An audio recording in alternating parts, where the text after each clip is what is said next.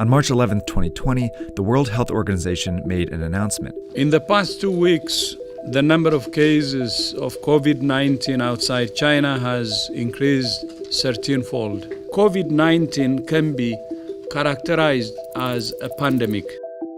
The coronavirus, or COVID-19 disease, had already overwhelmed China, South Korea, Iran, and Italy.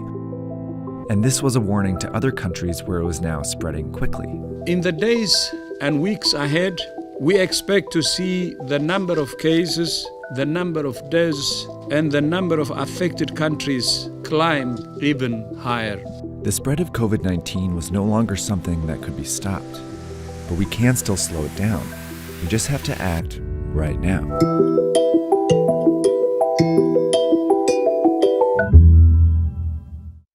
Someone with COVID-19 usually develops a fever and a cough. Aches, pains, and other mild symptoms are also possible, but are less frequent.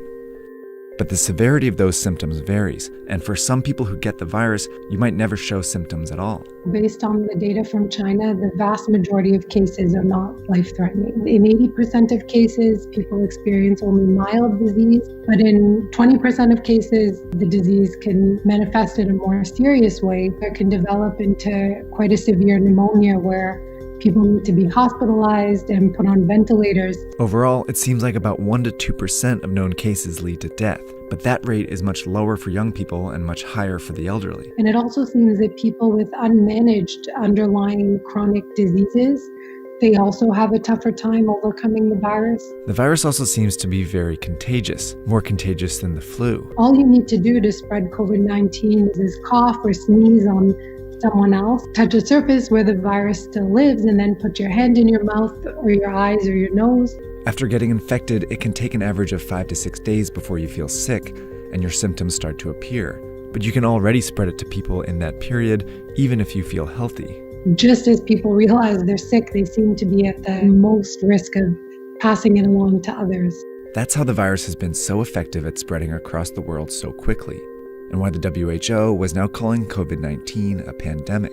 But what they said next was just as important.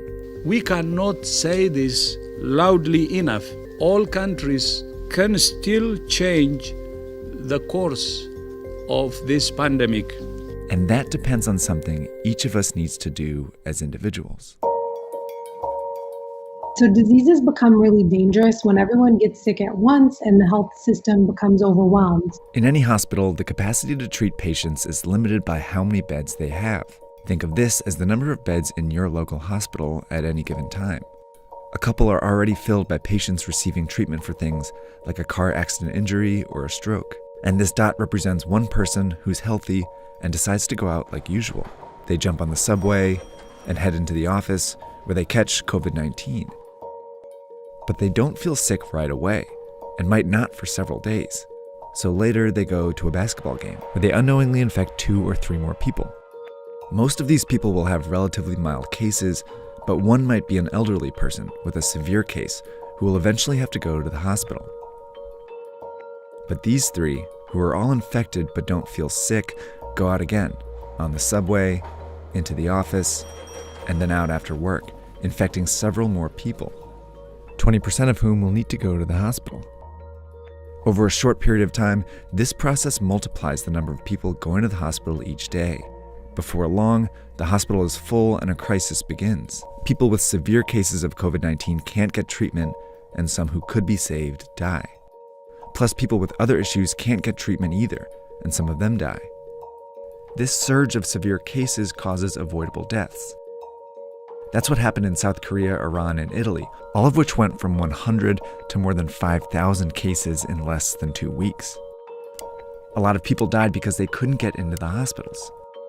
This surge is made up of only severe cases, but it was generated by people who didn't feel sick, spreading the disease in public. Which means the people who can do the most to avoid these unnecessary deaths are these people. And that means all of us. To slow the virus down, you need to act as if you already have it. By avoiding public transportation, the office, crowded places, and even small social gatherings, you decrease your chances of both getting the disease and spreading it. This is called social distancing. If enough of us do it, the virus still spreads, but much slower. Over time, many people might still get infected, but fewer severe cases show up to the hospital each day, never overwhelming the system. This trendline gets flatter. These people can all get treatment, and fewer people die because of it. These are the two ways the COVID-19 pandemic can play out. But this one only happens if everyone does their part. And it's why experts and officials are urging people to flatten the curve by social distancing and staying home as much as possible. It's also why in the US, many companies are helping by requiring employees to work from home, and major sports leagues have canceled their games for the time being. It may seem drastic, but it's worked before. In 1918, the cities of Philadelphia and St. Louis were both hit by a flu pandemic, but they responded in different ways. In Philadelphia, health officials allowed a huge parade to go ahead, while in St. Louis, officials prepared. They closed schools, theaters, and bars. Philadelphia's hospitals were overwhelmed, and many more died as a result. But St. Louis was able to avoid those excessive deaths. 100 years later, these are the two scenarios we face. A difference not in whether you get the coronavirus, but when you get it. That could mean the difference between life and death, maybe for someone you know. But we have to act now.